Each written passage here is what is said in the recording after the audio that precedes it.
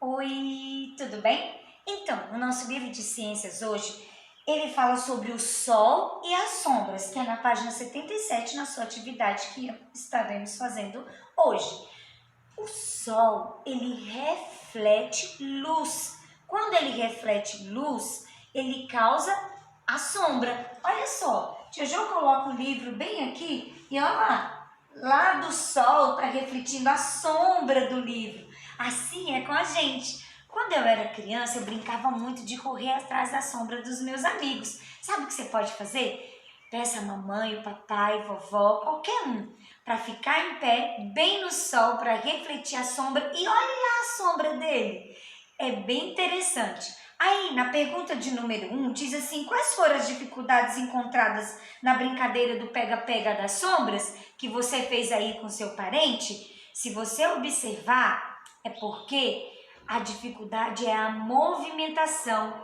Você observar a movimentação da pessoa. Por quê? Porque a pessoa anda, a sombra também. É essa a dificuldade, tá bom? É a movimentação das sombras. Na questão 2, diz assim, qual é a diferença de realizar a sombra num dia ensolarado e num dia nublado? Se não tem sol, não tem como refletir a sombra. Para poder ter sombra, tem que ter a iluminação do sol, tá bom? Aí na outra página, você vai ver duas imagens de duas famílias. Aí tá perguntando qual é a diferença entre essas duas sombras. Sabe qual é a diferença? Quanto mais alta a pessoa, maior a sombra. Quanto menor a pessoa ou o objeto, menor a sombra. Porque é o reflexo da posição em que nós estamos e do tamanho da pessoa ou até mesmo do objeto. Tá bom?